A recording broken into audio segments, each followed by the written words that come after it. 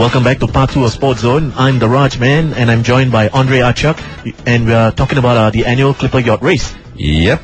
And our guests, of course, Alice Cheng and Wei Wen from the Foreign Affairs Ministry, James Lim, who competed over 10 months for Team Singapore last year, and Dominique Loh, who's with Lucid PR, which is handling the race details in Singapore, the PR, all the PR details, and I know exactly what that's all about. Quite a bit of headache, but fun, I'm sure.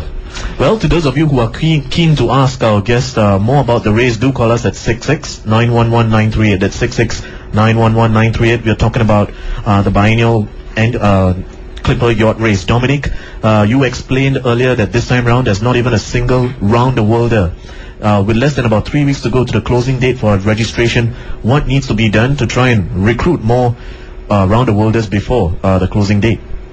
Well, programs like yours will really help, I think. Okay. Yeah, because, thank you for the interview today. Yeah. For this segment. But we do want to encourage, I think generally there is a lot of interest on the ground because we do get a lot of calls.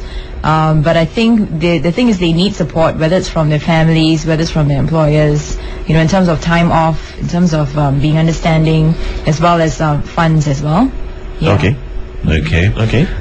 James, if it's not too personal, could we ask you, how did you come up with the 90,000 that you had to come up with to compare the 7 legs of the race? Actually, in fact, I got partially a sponsor, and the other part of money is Bolo.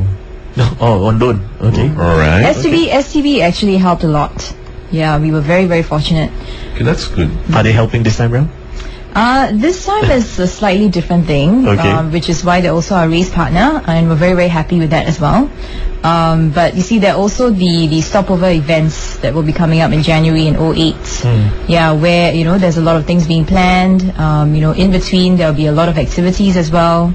So there are a lot of things lined up. So I guess, different sponsors will have different milestones that they want to focus on. And achieve, yeah. Okay. Back to you, James. Tell us a little bit more about safety on the yacht. How is safety ensured during the race? Okay, average day where the wind strength is less than 25 knot, it's okay for you not to put on a life jacket. If you want, you can put on. Anywhere the wind strength is more than 25 knot, so you need to put on a life jacket. And during the night, you must put on a life jacket. Wow. So how do you sleep, and what were the sleeping conditions? Okay, actually, depend on each individual boat. There's different. Ours is 6 on a day and 4 on the night duty. That means on the day it will be 12 hour, will be 6 on, 6 off. Then in the night will be 4 hour on, 4 off, and another 4 hour on. Wow. It's like going back to the army all over again, isn't it? Guard duty. Yes. Yeah, guard duty. Okay, what happens now if there's an emergency on the high seas? What would you all do? Or did you all experience any particular problem? No, so far no. We have gone through a so-called emergency drill all the while, Each time before you sail off, you got to start all over again. Right. And what would a drill consist of generally? Okay, for example, myself, when there's an emergency, so what should I carry along with me to get all the crew and ring the bell? Then some of them will get food, some of them will get water. So every individual has a specific role to play? Yes. Oh, wow. Okay. And so when a new legger comes on, that person has to be trained to do that specific job then? Yes. Wow.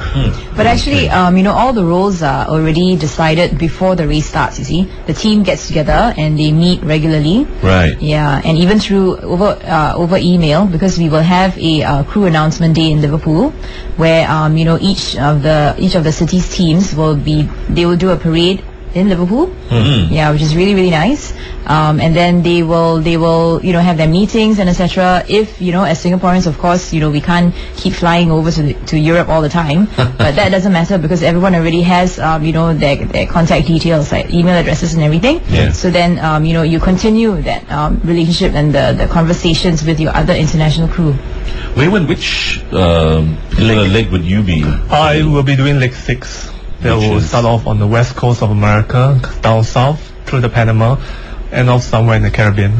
So that means Yeah, Jamaica. you will fly him to Where is it again? That's Canada. Yeah. Canada. So Canada. so we'll fly you to Canada and then you start sailing from there. Yeah, we're Down to the down Caribbean. south through the Panama. Wow, that is a really beautiful scene, that one. And then you end up in the Caribbean. Yes. So you're going to holiday there also. Maybe I'll claim my leave there. Smart boy. Staying with Wei Wen, are you surprised that you're just one of only 2 from the civil service that's taking part this year? Why do you think the rest are not coming forward? Well, I wouldn't say only 2 are from the civil service who are Right. going, but what we know is that there are 2 who are sponsored. Okay. By their So bosses, yeah, okay, yes, 2 that by are their sponsored. employers. Are you surprised that you are one of 2 that's being sponsored from the civil service to go this year? Not really. Don't look at your boss, don't worry. I certainly appreciated what MFA is providing for me. Right. So, certainly one is a lifetime thing, and I'm looking forward to it. Okay. Alice, with the current push towards the civil service and Singaporeans in general to be more creative, more daring, or to lead a more dynamic and adventurous lifestyle, would the MFA consider sponsoring someone to the tune of $90,000 to take time off for 10 months to go and race? It's a huge For commitment. this year, I think it may be a little difficult. I don't think we will rule this out for the future. Okay. I think the question is not so much the cost, but the time out, because you are keeping the job for 10 months for Right. this person. So and it's also the reallocation of duties and work within the department. Right. Okay. So this is the part that is a bit difficult for us at the moment, because we are quite a lean organization. Okay. But we will not rule it out for the future. In sponsoring Wei Wen this year, is this a message to other government sectors and agencies to consider sending a representative as well? Well, I think each organization has their own organizational requirements and considerations in terms of budget and manpower. Our decision was based on our calculation that it would be good for him in terms of his development, in terms of his training, Right. and we could allow him to go for this period. So, of course, if other agencies have can spare the manpower, I'm sure they would also do the same. Okay, 66911-938 is the number to call if you want to ask our panel of experts a thing or two regarding the biennial Clipper Yacht Race. Yeah.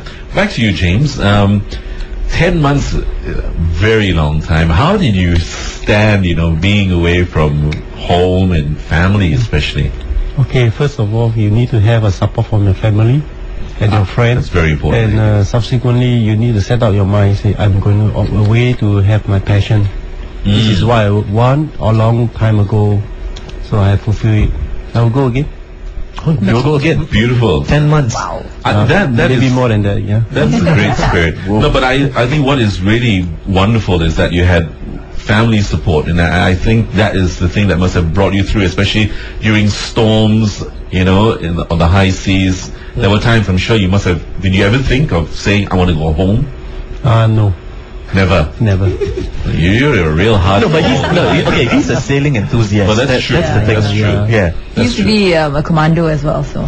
So no wonder. Okay. Okay, you got the perfect person to actually take part. Absolutely. But considering, Dominic, when I'm sure there were a lot of amateurs who took part last year. Yes. What are some of the tribulations and the problems that they went through? I mean, seasickness. Did anybody just want to jump off the boat and say, "Boat me out"? Okay, well, I'm sure James would probably be the best one to, sort of tell us more about it. But yes, seasickness was probably a big issue because it didn't just affect those without sailing experience, but also those with sailing experience, because the choppy seas out definitely, there, yes. yeah, it's very different. And this was already, during the training itself, the 3-week training period. But from what I understand, generally a 3 days sort of a period of feeling ill on the yacht is a standard thing. Yeah. But after that, you will recover if you ride it out. However, there are also, I guess, some, medication that you can take. Yeah.